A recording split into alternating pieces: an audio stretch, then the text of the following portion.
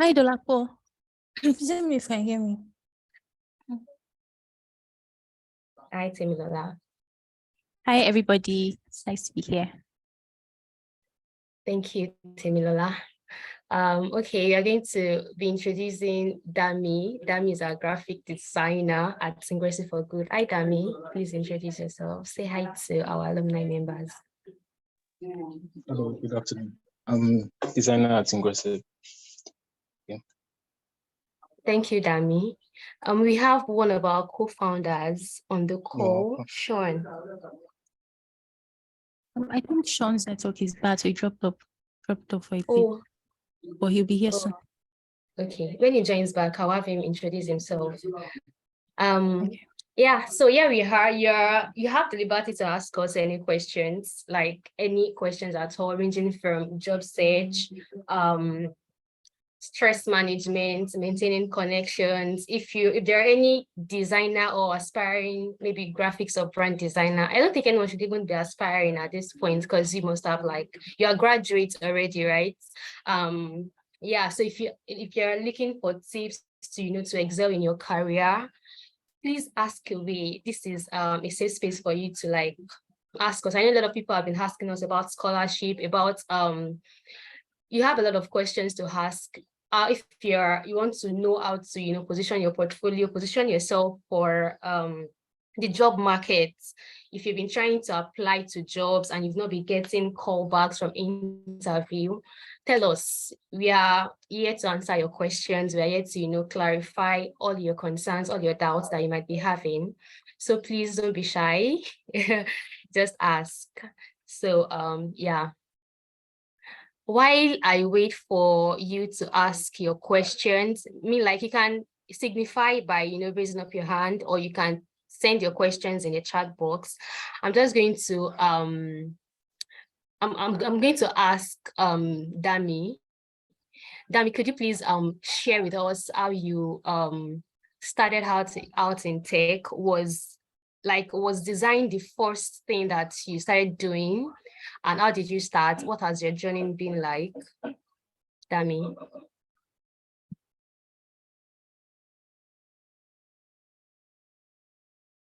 Hello, can you hear me?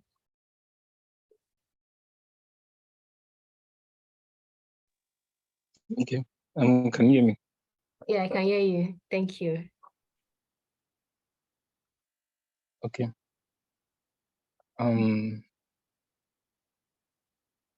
Okay. So I would say my journey started from drawing. I think most graphic designers start with drawing on paper. Then, yeah, so I drew traditionally for about a year or two. Then I figured out, I learned about the world of graphics and digital arts and all that. So I came in to the digital space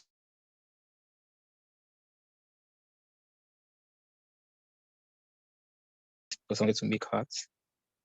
Well, it's cheaper to make artworks on a laptop than actually buying paints, acrylic paints, art materials, and things like that. So once you buy one laptop, you can make as many things as you want. Once you have one graphic tab, you can make as many things as you want. All you need to do is keep charging the laptop. Unlike traditional tools that you just you have to keep updating almost every week. Yeah, that's how I got in. Then I realized, you could make money during that particular time. And I knew that, okay, people actually make money doing designs. Then I started. That was in 2015, 2016. And over time, I've worked in multiple places up until I got to Ingressive. Yeah. So Ingressive is more like, okay, my second tech experience. Ingressive's side of tech is ed tech. Yeah. I've worked in a full tech company that just creates tech products for clients. Yeah. Journey to tech, summarized version. Thank you so much. Thank you for summarizing. Yeah, I heard you.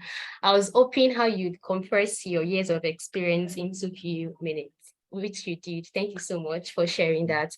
Yeah, so while we are here, we have had some new members join in. Thank you all so much for joining. So as the topic says, like there's a safe space for you to ask your questions if you're looking to like you ask questions basically about anything and everything, job search, maintaining connections, imposter syndrome, stress management, looking to scale up your career, anything about your profession, or even if you want to share some personal stuff.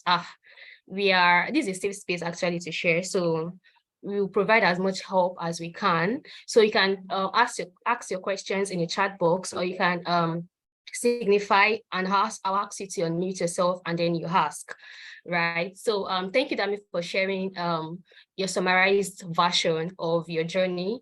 I'm going to while we wait for your questions as well, I'm going to ask Temilola to also share what our journey has been like. Is this your first time? I'm sure this is not your first job, but how has it been like coming into tech? Or please share with us. Hi, everybody. So I'm not exactly techie, but I'm like a non-techie in tech. And well, I started my career as a communications person. It was an accident. It wasn't like it was intentional. Finished NYSC in Nigeria, and you probably know what NYSC is. And didn't get a job, so I started a business online. And so I was doing the business, and it was doing pretty well. I had this small community on social media. Then I got an opportunity to handle my auntie's social media account. That's when I realized there was something called social media management. So I started doing that, kind of like enjoyed it. Then I started taking courses on Coursera, signed up for social media Oga course, right? And so I was doing writing gigs, just anything really that I could do. And just from doing different things, involving myself in different things, I was improving myself. And then I saw an opportunity to work with Blessing Abeng as her assistant. And so we had an interview, and she said, okay, I think you should come work at I4G. So that was how it happened, right? So it was just from just taking opportunities as they come, right? That was it. So that's how I got into tech. But prior to working at I4G, I didn't really fancy tech like that.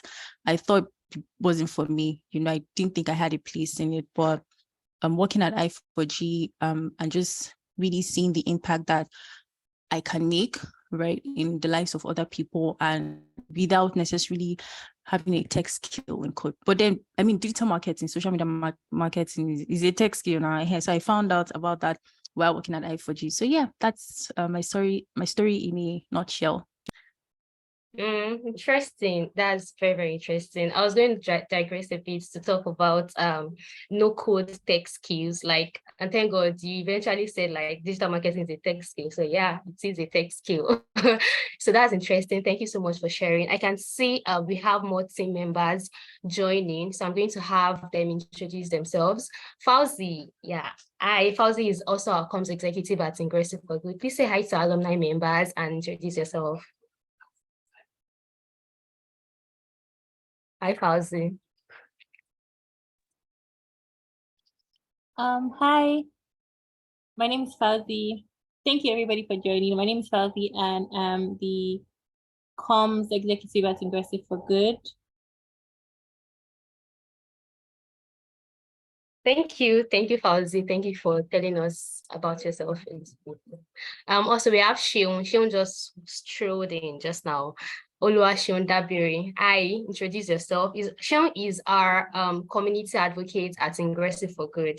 Hi, Shion. Please say hi to our alumni members and tell us a bit about yourself. Before you talk, Shion, please, if you have questions, we are here to answer your questions. Actually, yeah, you are meeting us, but most importantly, we want to answer your questions. So please ask your questions in the chat box. I've not seen any questions since, so please do so. Hi, Shion. Please introduce yourself.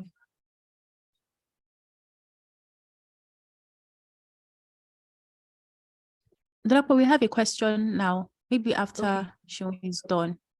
Okay. In the chat box. All right, Shion, your mic is muted. Thank you, Timela.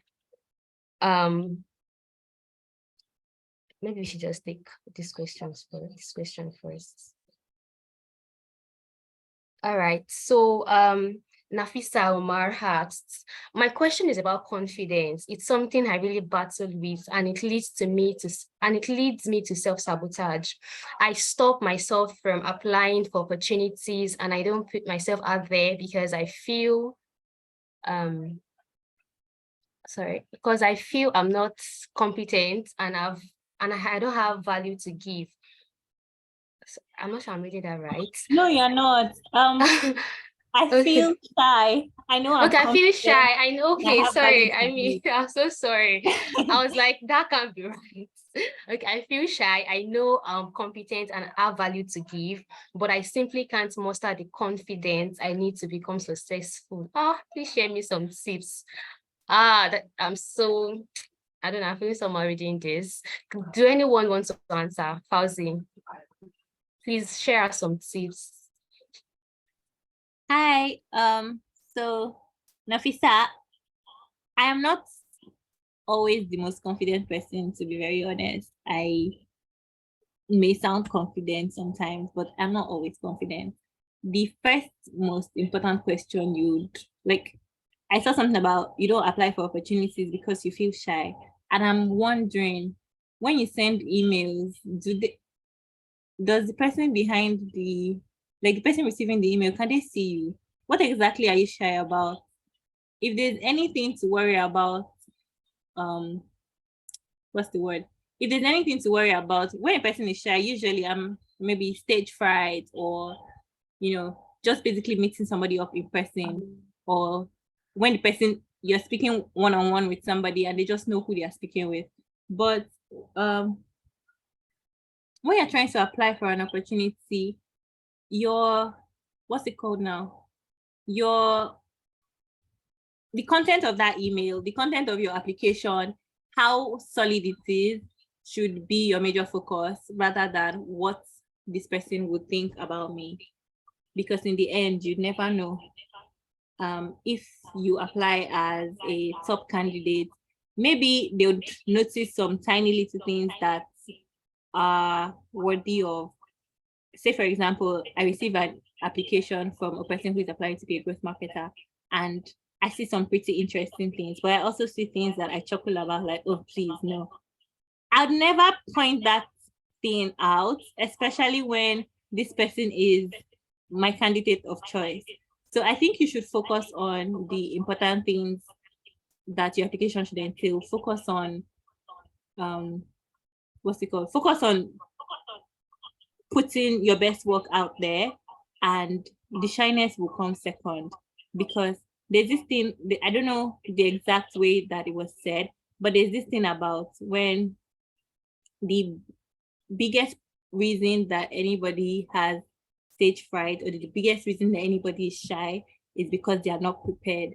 So when you're prepared, the fact that you know exactly what you want to say, exactly what you want to do, the fact that you know all of those things, you put them first and put shyness second. You have a goal. And if shyness is that stumbling block, I think it'll be, interesting for you if you practice with friends.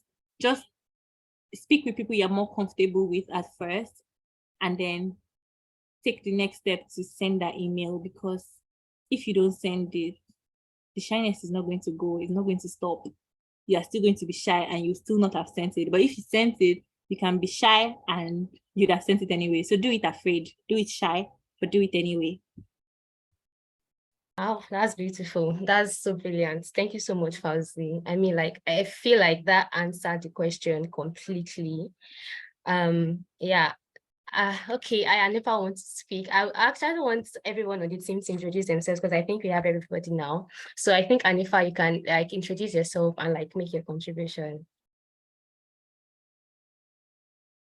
So yeah, hi everyone. My name is Hanifa. I'm the Programs and Community Manager, and happy to be here. I wanted to just add a little bit to what Fauzi said. I think everybody has a little bit of shyness in them to an extent. So there's some people that are just more shy than the others. And what's really separates people from each other is how prepared you are, just like Fauzi said. what's your strengths? What do you know how to do best? What's the thing that you can do with your eyes closed? Once you know that, you kind of move forward, or you do stuff with that in mind first. So shyness becomes, the second thing. And also keep in mind that there's no job that does not suit your personality. So I would say you should take a step further to do a personality test. I'll try to find a link to some that I think we've even sent some links to you via email and newsletters before, but I'll try to search for one that we usually use. Once you do that personality test, it will basically give you a summary of what your weaknesses might be, what your strengths might be, and if there's kind of accurate, start to use that to determine how you look for job, determine how you again prepare for those jobs, and practice and practice and practice and practice, basically. But shyness is in everybody, right? And you can learn to be confident with the strengths that you already have, because you have that strength in you. You have that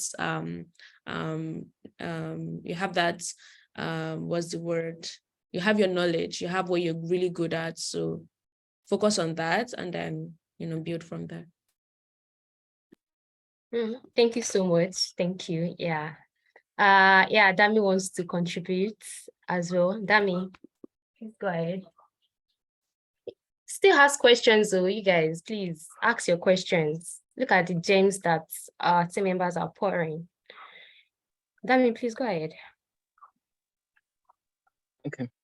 So you can hear me, yeah? Yes, I can. Okay.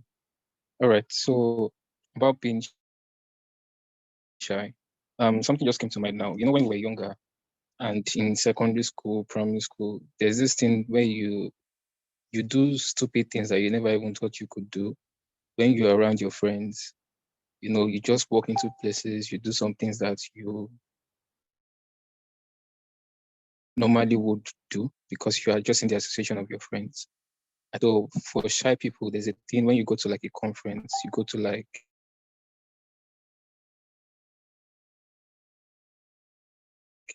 a place that you're not normally one person that you can start a conversation with and just tag along.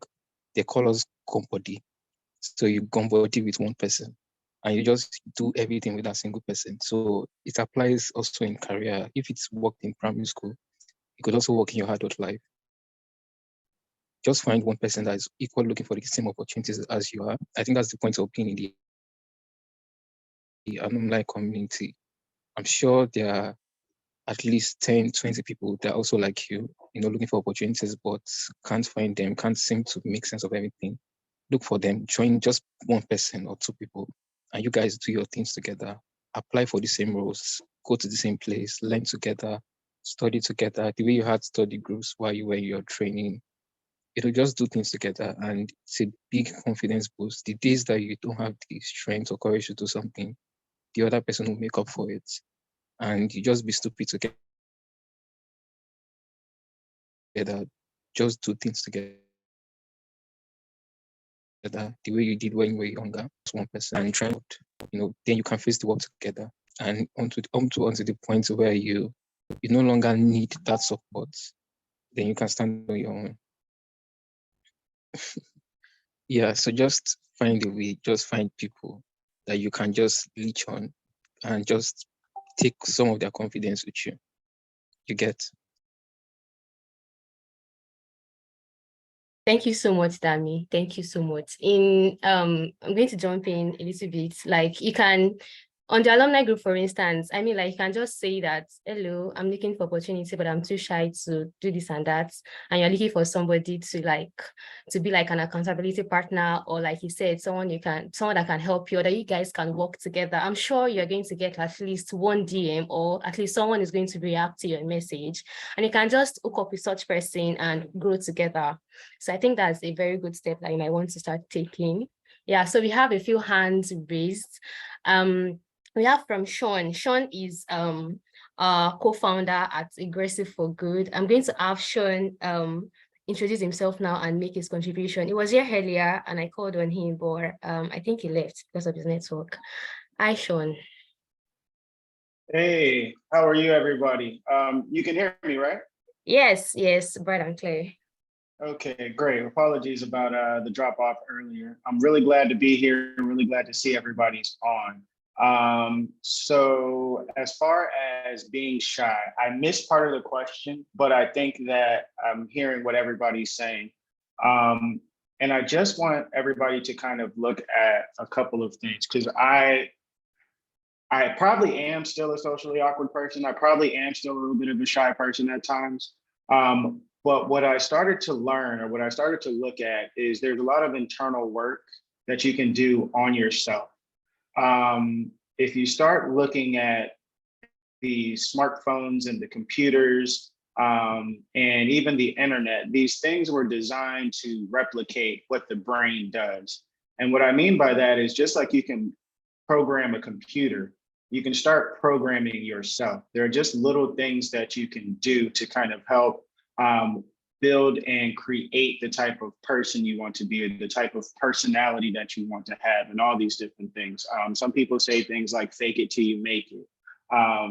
Some people really focus in on, when you have spare time and you're not doing certain things, like spend a lot of time visualizing what type of outcomes you'd like to have before they happen, like practice on the things that you want to say and do and be before the situation comes. Again, they also say practice makes perfect. But to drill this down to, so it's not so high in the sky and all dreamy and, words and words and words, I would say one of the things that I started doing was I started paying really close attention to what I told myself, the type of things I said to myself. I stopped telling myself no. I stopped being the first person to say negative things about myself. I stopped being the person to say that, oh, I can't do this, or, oh, I'm not capable. And I started moving into this space where somebody would have to tell me no. Now, have I fell flat on my face? Yes. Have I made mistakes? Yes. Have things gone every way that I want? No, of course not. But that's a part of life. And I think if you start looking at life thinking that the mistakes will be the end of you, or things not going just the way you want will be the end of you, then you'll cheat yourself out of some amazing parts of life, some amazing experiences. So I would say, start telling yourself yes, go for the experiences, and at home, whenever possible, just really pay attention to the thoughts that are going through your head and the type of things you tell yourself. And if you practice being more positive with yourself in private, you'll be way better in public. Amazing. Thank you so much, Sean. Thank you for sharing that. That's amazing. Please ask questions. Guys, please type your questions in the chat box. While we wait for your question, I'm going to have Tosin introduce herself. Tosin is one of our graphics designers at Ingressive for Good. Hi, Tosin. Please say hi to our alumni members and introduce yourself. Hi, good afternoon, everybody. I would have loved to contribute to the shy question, but I didn't. I just joined, so I missed a lot. But You still can. The other one. So my name is Tosin. I do design at Ingressive for Good. Yeah, that's me. Thank you, Tosin. You're going to contribute to that question, but before you do that, I'd like Tawhid is our community intern at Ingressive for Good, to say hi to alumni members and introduce himself as well. Hi, Tawhid.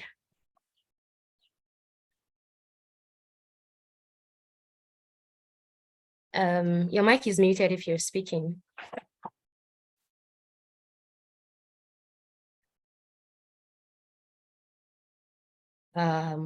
Okay, maybe he's having issues with his network. So ask questions. One of the questions I was expecting you to ask is about job search. Like, I was expecting you to ask questions related to job search. Okay.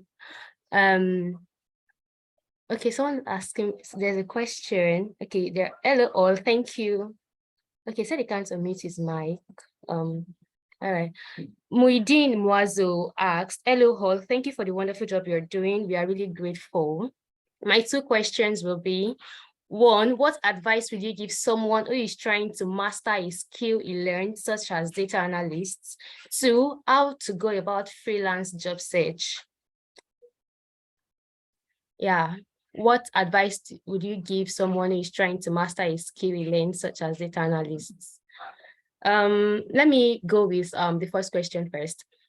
If you're looking to master a skill, I think one of the core things that you can do is to practice. Like you have to like practice, keep practicing, take on advanced courses, like learn online. When I say learn online, I mean learn from people that have advanced in the career track that you're looking to venture in. Look at someone who is doing exceedingly well. You can boss them. I wouldn't say you should just ask them straight up to be your mentor, but you can learn from them. You can ask them questions when they are maybe holding a session or like going to be in an event. You can tune in and listen to them speak. You can always ask questions. And one thing that you have to do if you want to master a skill basically is to keep practicing, keep improving yourself, and most importantly, put yourself out there, because it's one thing to know that I myself am good, like I'm good at what I do. I think it's sweeter when someone else tells you, or when someone else affirms the fact that you are good, like you feel more confident in the thing that you're doing. So show people what you're up to, show people your progress. Like, I think it's not like you are looking to master a skill, it's like you are looking to be assured that what you are doing, you really know what you're doing. And one way to do that is to have people tell you that what you're doing is great. So yeah, I think that would help you to like master and be confident in the skill that you are, either data analyst or any other skills. Shion wants to answer a question. Hi, Shion. Sorry, before Shion goes, sorry, I'm so sorry. I want to, speak specifically to what Muhyiddin asked, especially because it talked about data analyst. And again, we have a partnership with Data Camp. So I just shared 2 links. You want to master a skill. I think we even just sent out, if you're from our 2022, 2021 learner, we sent out an email to you today. And one of those things that we talked about was doing projects. On Data Camp, you have the opportunity to, there are over 90 projects for you to do, both as a data analyst, as a data scientist, and with whatever language that you learned, either R, SQL, or Python. Go ahead and do those projects, right? There's also competition. Competition also helps you to master those skills. So once you've done projects using the Data Camp workspace, that helps you to build a portfolio, 1. 2, you're doing competitions. Competitions are like projects, but this time around, they're, real life competitions. And some of them have rewards attached to them. It could be swags, it could be a couple of dollars and all that. We have a lot of our learners that, have done this competition and they've won. So this is another way for you to master those skills. By the time you're doing those projects, by the time you're doing those competitions, you're already building your portfolio. Like, it's so easy with our partner Data Camp. Thanks to them, they've given you all this for free, right? Using the workspace feature, you can build your portfolio live, just like if you're a software dev, you can use GitHub. I don't know if you understand. So just like workspace for data people, GitHub for software, etc like that. So build your portfolio right there on workspace, use projects, use competitions, and then start sharing online, right? We always say it every time. I don't know, I'm sure you guys have heard it over and over again. Always share online, and then you see that you're already mastering your skill. Then volunteer with people, with companies, and tell them that, oh, I just finished learning data analyst with blah, blah, blah. See my project, see my all that. And then I would like to, test it out for free, like as a volunteer. Let me, work on your project and all that. Sorry, again, follow-up question that these people are asking. Certification, specifically again for data analysts, Data Camp has certification for data analysts and data scientists. So there's a certification. We also sent that as well. You can, practice the exam, go ahead and write it. And Data Camp certification is actually really, really great. There's a difference between the one where you finish a career track and you get your statement of accomplishments compared to writing the certification exam itself. You have access to that for free. And that is doing the certification alone is costing around $300 or so, but you have it for free right there for you, bam. So go ahead and, make use of that. I'll just allow you to talk. Thank you. All right, thank you for sharing, Anifa. That's awesome. Sorry, Shion, please go ahead. Go ahead. Shion is also part of our team. So please introduce yourself and can go ahead to answer the question. Yeah, all right. Good evening, good afternoon, everyone. My name is Oluwasho, and I'm a community manager at Inclusive for Good. Yeah, I would like to emphasize on what I wanted to say, and if I had mentioned it, and I would like to emphasize on it, and that is writing.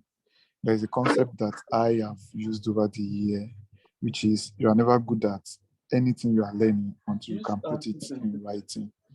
And that in turns has a lot of benefits that can help you grow in your career. So you've learned a new thing, learned a new concept, how to scrape data, how to analyze data, how to present data, write an article about it, share the link to the article with your community, your friends, your co-learner. And in turn, as you are writing that article, you are also creating a brand for yourself. You never can tell when a recruiter will be searching for you, and they're going to see the link to your article. So write about it, write about concepts. Perhaps when you're learning, you took a lot of notes. Go back to your notes, look at how you can break those notes down to posts on LinkedIn or Twitter, and in turn putting them together and turning it into an article. That way, you are not just validating what you've learned and mastering what you've learned. Also, you're also creating a personal brand for yourself, especially in these days when a recruiter wants to look at your presence online. They go to the popular blogging platform, check if you've written articles before, check on LinkedIn and all. So that is another good way for you to master anything you've learned. Yeah, thank you. Thank you so much, Oluwashun. Thank you so much. Please, if you're not speaking, can you mute your mic? She's about 7. Please mute your mic. Thank you. There's one other question here. I don't know if that's what Fauzi wants to answer, but he asked how to go about freelancing job search. Fauzi, please go ahead. Yes, that's what I want to answer, because I wanted to tie it to what Shinwa just said about writing. So there's this thing first, before I go about talking about all of that, I'm going to just include one more thing to the question about how to become a master. Apart from writing, another thing that you should do is to teach other people. You know how, even if you feel like you have not become so excellent at the skill yourself, there's always someone that you know how to do it better than. There's a video on YouTube about how to boil an egg. There's really nothing special about boiling an egg, but people are watching that video. So it means that no matter how basic your knowledge may be, somebody else doesn't know as much as you do. So to buttress that, there's also the part where when you're teaching other people, you can use your social media platforms to teach other people. If you learn something new today, share it on LinkedIn or Instagram or Twitter so that other data enthusiasts can learn from you. One thing that would do for you is when hiring managers are looking for somebody, or a business is looking for somebody to analyze data for them, since you're looking for freelance jobs, for example, rather than seek people who are learning from you, they would look out for the teacher. So I'm looking for somebody. Why do I want to pick on Mr. A when Mr. A learns from, let me see the name of the person I'm talking to, Muhyiddin? Why can't I just go straight to Muhyiddin, right? So if you're consistently teaching other people, then people will see you as a master of that craft, and they would, reach out to you when they need help with it. I'm going to give an example of one of our beneficiaries. Her name is Fola Jomi. She took the I4G Zuri training, and she's now a tutor at Zuri. And one thing about she mentioned to me that yes, she's tutoring all these new learners, but sometimes they just randomly come into a DM and say, oh, they found a senior role and they know they're not ready for it, but they think she's ready for it. And she, on the other hand, is feeling like, am I really ready for this role? But they already see her as a master, and so she's the one that they're recommending for roles. I hope I answered that question. I think you did. Yeah, you did excellently well. Thank you so much, Fauzi. That's a lot of answers for you. I'm sure you're able to like know how to start out now. Are there any other questions? I think most of the questions have been answered. Please ask us questions. Someone asked me. Okay, Dami asked, what's your route to tech story, Dolapo? My route to tech story. Well, I can't really say that I've always been in tech, but I started out as a content writer, like a copywriter actually. I like to write. I journal a lot while I was younger, and I just kept that until someone was just like, you can actually like build this skill and develop it and even earn from it. Then she taught me how to write business plan. Then I felt like I was already getting bored of that old concepts. Then I decided to like learn copywriting. I did that for a while I was in school. I managed social media for a while. I also did I was on OAP for the longest time actually, like I think about 2 years or so, because I really love to like, it's not like I love to speak, but I love the idea like communicating with people, right? So I did that, and I went back to writing and editing content for a literary organization. So I also did that for a while, and then I got into Ingressive for Good. I mean, like my journey has been centered around tech. I think like Demilola, I've not actually had to. I didn't see this. I used to call it art tech skill, something like design or software development. I didn't see it as something that I have a flair for.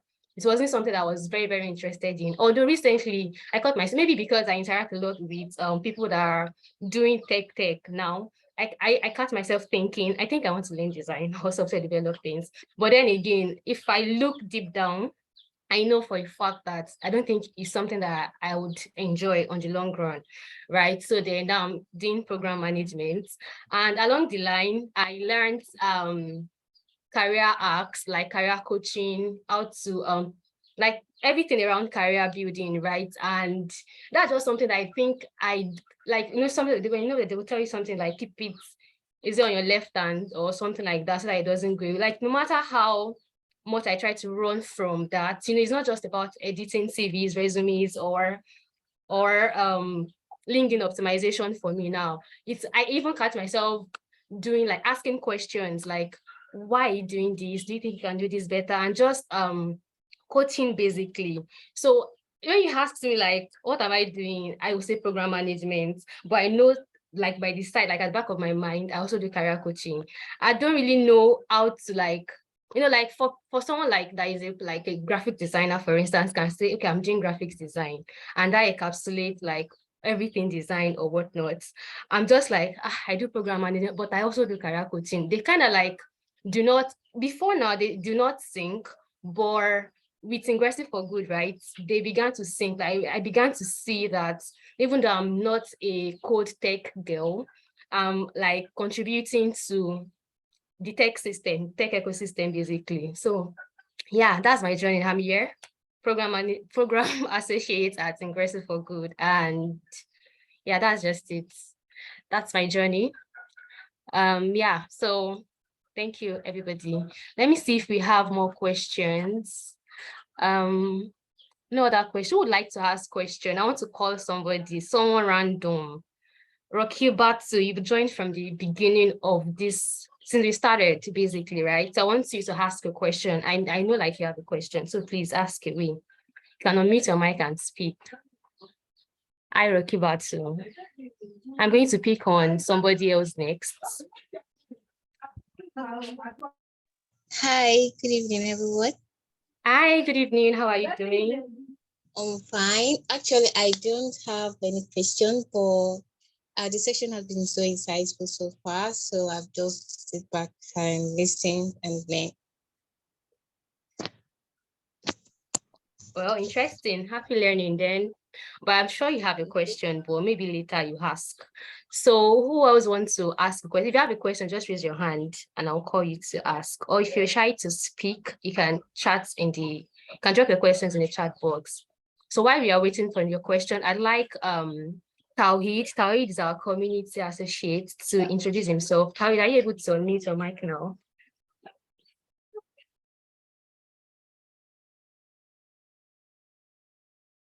Hi, Tawhid. He's still not able to unmute his mic. Oh, that's so sad. I saw Janet. Janet is our data intern. Hi, Janet. Please say hi to our alumni members. If you can, please unmute your mic. Hi, good evening, everyone. I'm Hi. Janet, data analyst intern at I4G.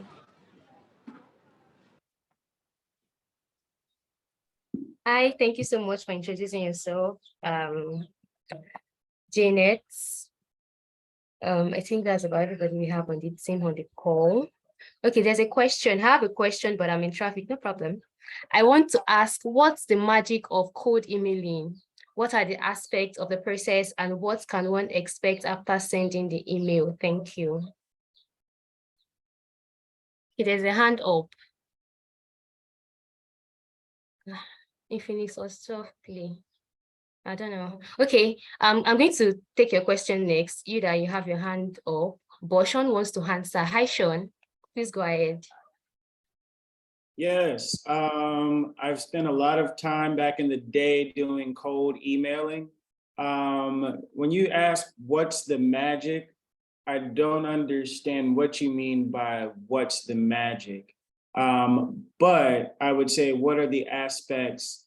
You said, what are the aspects of the process and what can one expect? So I know that part of it, I would say, is I'll let Fauzi maybe come in and give some of the other things, but I know I have to send out cold emailing, doing fundraising and different things like that. And one of the things that I try to do is make sure that I get straight to the point of my message. I always try to make sure that when I am reaching out and asking somebody, that there is a clear ask, and that I also share like what are the benefits in it for the person if they do say yes, so they know what the clear wins are for them.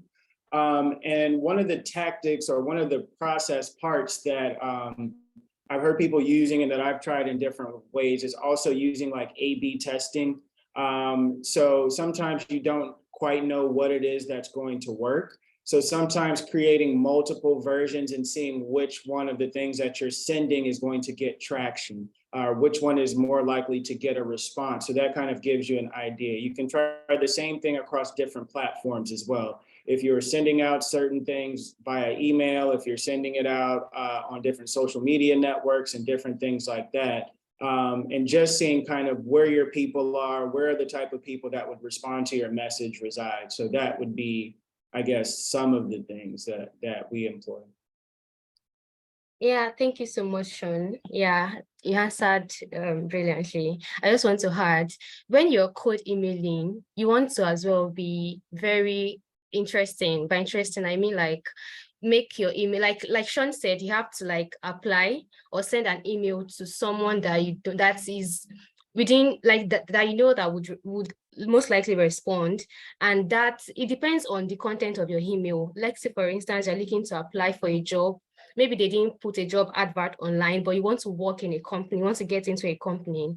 You can draft in your email drafts.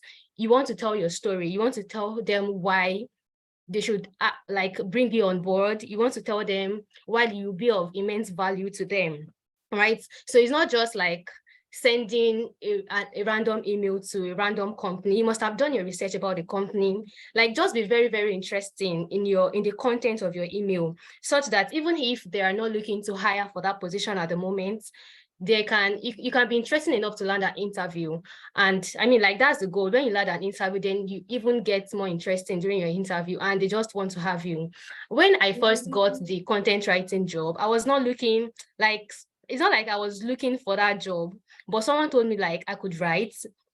like I write well and I should apply for a job. So I was in school then, and I didn't have much knowledge of tech or the job market or anything.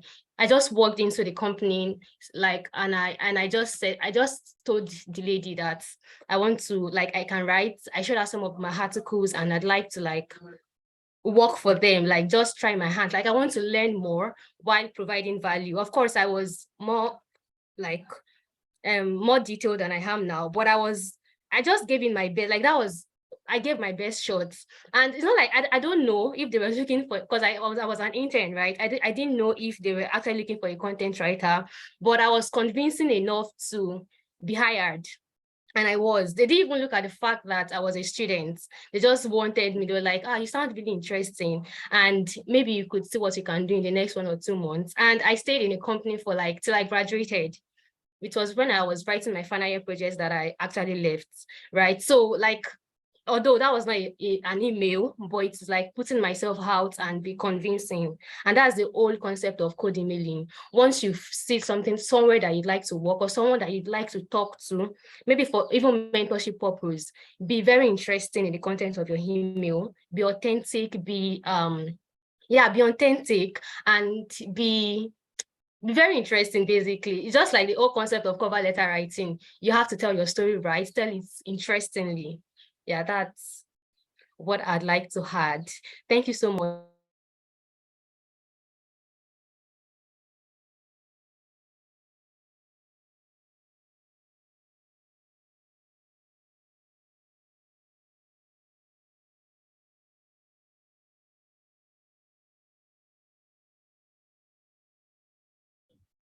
Hi. So I want to add. Can anybody hear me? Because my internet is a bit shaky. Yes, I can. Okay, I wanted to add a couple of things to what everybody has said about mailing. So cold emailing is not a bad thing. Actually, it's a very important tool. But some of it that people have been doing it over the years is the reason that a lot of people talk. I'm looking for the legal word to use for what is in my head. Like talk down on it. Yes, thank you. Okay, so I just wanted to highlight a couple of things that you shouldn't do when putting together your code email. So Dolapo already mentioned a couple of things about how you need to do your research and all of those things. But I've gotten tons of code emails that I'm in the blind copy. So you want to send an email, you now BCC like 1 million people, and I'm supposed to take you seriously. And in my mind, I'm like, okay, one of the crowd, okay. And I just close it back. So make sure you're not blind copying anybody. You're not just like creating one big ass generic message and now sending it to a ton of people, and they can all see that you're sending it to multiple people. It doesn't work. Two, it cannot be too long. When you're sending your code email, make sure that it's not unnecessarily long, because first, I don't know who is speaking with me. If you're unable to catch my attention in the first paragraph, in second paragraph, like I need to know why you're reaching out to me, and I need to know what is in it for me fast. That is the same thing with, I don't know if you've ever heard about how job search is related to dating. So if you're on a date with somebody, you don't want the person to be talking about themselves the whole time. So if you're sending me a cold email about how you're a great marketer, yada, yada, yada, okay, great, congratulations, but why are you telling me? So I want you to talk about how I need a great marketer, or how you're going to be helpful to me as a marketer. And then that would catch my interest. So focus on talking to the person. I think Sean said something about this, now that I'm saying it. But like focus on talking about what is the need for the person rather than trying to oversell yourself. Because yeah, I think that basically are the two things that I wanted to add. And oh yeah, include a link to your portfolio or something. So after I've heard all these nice things, give me something that makes you credible. Give me something to look at to push me to actually respond to you. Yeah, thank you. Interesting. That's really beautiful. Thank you so much for sharing, Fauzi. I, Phoenix of 12 Play, please ask your question. You can unmute your mic and speak. Okay, while we wait for him, there's a question for Janet. Hi, Janet. Please tell us about your experience as an analyst intern at I4G. What tasks do you find yourself performing and what technologies do you use the most? Has it been daunting interning at a large organization like I4G? Hi, Janet. Hello. Okay. My experience as an analyst intern at I4G has been one of the best of my life so far. The tasks I perform, we roll out applications, then from the data we get, we track important metrics. I track important metrics and KPIs, that's key points informations that we need from the data. I create dashboards and reports. The technologies I use the most includes Microsoft Excel, Google Data Studio, Google Forms. Yeah. Okay, has it been done since interning at a large? No, I've been learning a lot and I've been growing definitely, but I work with the best team in the whole wide world. Yeah. That's so beautiful. I like the last part most especially. Thank you so much for sharing, Janet. Yeah, thank you so much. Amida asks, I'm an SEO content writer. I just started this recently, but I feel quite lost in my journey. What skills should I try to develop or what should I focus on? Any advice for Amida?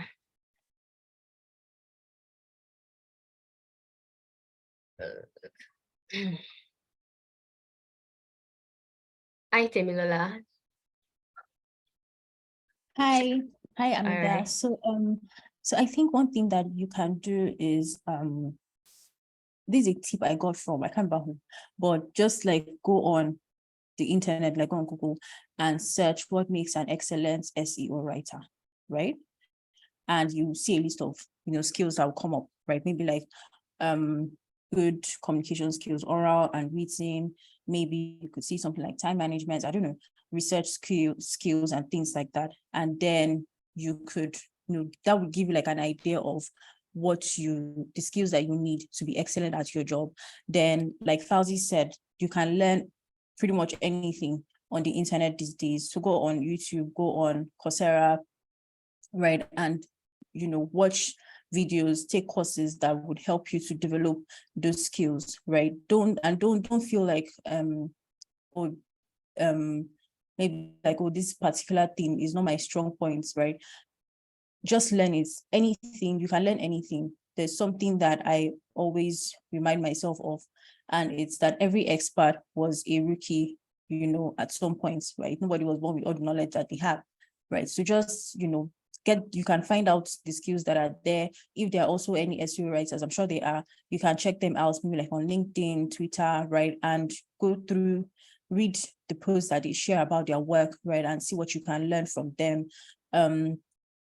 Yeah, I think, and I think it's Medium as well. Medium, you can read articles on Medium about being a great SEO writer. So yeah, that's my tip. Thank you so much, Temilola. That's so helpful. I'm sure she'll find it super helpful. Okay, Fauzi wants to add something. Fauzi, please go ahead. Hi, thank you, Temilola. So I just wanted to add, I'm not an SEO writer myself, but I know a couple of things that may help you as an SEO writer. One is, you know how UX designers, for example, UI UX designers, when they're trying to design something, they have to put themselves in the shoes of whoever is working with their app. The way that they say that, oh, if you open an app now and the home button is, where is the weirdest place for home button to be? Somebody tell me. Like the home button is shot in one weird place, or you're trying to blog, and it doesn't look like you can't tell where to open the book from. You can't tell anything. And the reason that they're able to like put the things in the right place, in the places that you expect, is because they've put themselves in the shoes of their customers. They understand what the customer needs. So it's the same thing with an SEO writer, because what you're trying to do is rank for the top topics. I'm rhyming. You're trying to rank for the top topics. So you're going to have to put yourself in the shoes of somebody. So for example, you're an SEO writer for a tech company. So you're going to sit down and put yourself in the shoes of somebody who is interested in tech. What are the kinds of things that they're curious about? What are those questions that they'll be asking? Highlight those questions and then now pick keywords from those questions. I hope I'm not saying the wrong thing, but keywords are the exact, I know I'm not saying the wrong thing actually. They're the exact things that you want to rank for. So tech, for example, can be a keyword. If you want to rank for tech, you extract tech, and then as a writer, of course, as an SEO writer, you have to have the right writing skill, right? So pick those keywords that you have highlighted because you put yourself in the shoes of your customer. That means you have to do research and then now write for those keywords. So write articles in regards to those keywords so that when somebody is searching for tech, for example, your article will be one of the articles that come up. I hope that helps. Yeah, actually, you were actually saying the right thing. Thank you so much, Fauzi. I think keywords is one important aspect of SEO writing. Like Fauzi said, if you want to write about tech, there are like some level of keywords that are related to the topic that you are looking to write on that should be contained in your article, right? So yeah. Thank you so much, Fauzi. This is an hour webinar actually, and our time is really up. If it is soft play, I don't know if that's a mistake or you want to like type your question in the chat box, but since there are no more new questions, I think we would. I question. Okay. I added There's a link. question. Okay. Can you hear me? Yes. Yes, I have this one. I added a link for Hamida. So I found this course online that you can do, is free as well to take for SEO writing. So that could, help. If it's helpful, just send us an email if it was really great. And if it's really helped you, then at least it's just feedback for us. Thank you. Yes, thank you so much. Amida, I've copied the link though. I would send it to our alumni group. But yeah, you can actually just copy the link and do that. There's one last question I'm going to take before I have Sean say any last words. So hi, amazing I4G team. Thank you. We're amazing. Yeah. Please, what's the significance of data analytics in programming?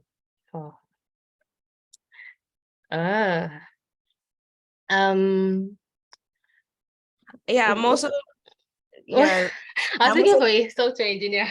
Sorry. All right. But to kind of like just give overview, and I'll allow Janet to talk after, is data analysis generally is important because it helps businesses to kind of optimize what they're doing in the company. For instance, at Ingressive for Good, data analysis is super important because after every application, we have, Janet coming there into the data, going deep and, helping to analyze the data, helping to know how many people applied, how many people applied twice, how many people applied 3 times, how many males applied, how many females applied, how many people were students, how many people applied from Lagos, how many people applied from Nigeria, how many people applied for blah, blah, blah, blah, blah, blah, blah. So that's, data analysis. And depending on the type of company, different companies have, their different users. Janet, you can go ahead. I'm just trying to quickly round us up because time is going. Okay, data analysis in companies and organizations helps in making better business decisions. Like from past data, we get to track metrics and we're able to predict a possible future outcome. So this could help in decision making generally. Yeah. Thank you so much for sharing, Anifa and Janet. Thank you so much. So I'm going to have Sean speak now, then we wrap up. Sorry, I wanted to say something. Okay, please. Sorry, go ahead. Sorry, Okay. I didn't see your hand. The person that asked the question, we actually even we shared a reel yesterday about programming languages, like which programming language should you learn. So in that reel, the person that spoke was basically just talking about different programming languages and how what's the usefulness of each of them, right? So we can share that with you. What you can just do is, okay, we shared on the alumni group the link to the video so that you can watch it. I'm sure it will be helpful. That's all. Yeah, thank you so much. Yes, thank you. You could even follow that person when you like see the reel. I think that person should be mentioned or something. So you could follow the person. Yeah, and we have rich content on our social media pages. I'm sure you're aware. So you want to like probably sleep there or like binge our Instagram page, and just check out our content. So Sean, over to you. Hi Sean, are you able to speak?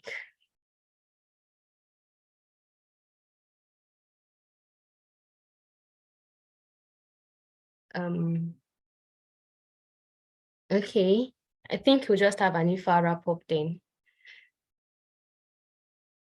Hi Anifa, any last words? Yeah. So again, once again, thank you everybody for joining. It has been really great spending the time with you all. Even from the questions that you've asked, we've also learned a lot. And I know as a team, we love the feedback. We love to listen to you, so we know how best to curate opportunities, how best to create resources for you. As an alumni, it's, we'll always be here to share opportunities. We'll always be here to teach you how to search for jobs. We recently launched a CV ebook. I don't know if my team can share on the chat box and share on the Telegram group as well. The book is essentially to help you create a better CV. So we noticed, again, like I said, we are always here to listen to you, hear from you. We noticed over the few months, or at least the last 1 year, that we've been sharing your CV, we've been helping to edit, we've been giving feedback. We have over 20,000 alumni, right? Even if everybody is not in the Telegram group, we have over 20,000 alumni. We can't, edit every single person's CV. So we created this ebook to help you read it thoroughly, edit your own CV, and then, put yourself in the best position to get a job. It's very, very possible for every single person to get a job, and we are here to help you through every single journey. Just ask questions, get involved, put yourself out there. If you want to have a meeting with any one of us, feel free to send an email to alumni@ingressive.org. We are always here to assist. We'll always respond to you. And yeah, let's have an amazing day. Thank you so much, Anifa. Thank you so much. So yeah, that's basically it. Thank you all so much for joining. I'm sure like you gained one or two things from this webinar. So I want you to go on social media and tell us what you learned from this webinar. Tag us as Ingressive for Good, and we'll surely repost, to give even more visibility. And yeah, basically that's just it. Thank you, everybody. Have an amazing weekend, you all. Enjoy yourself. Take care of yourself. Keep making impact. Keep putting yourself out there. Tell the world that you're great. You're an I4G alumni, so you're incredible. Bye-bye. Bye, everybody. Bye.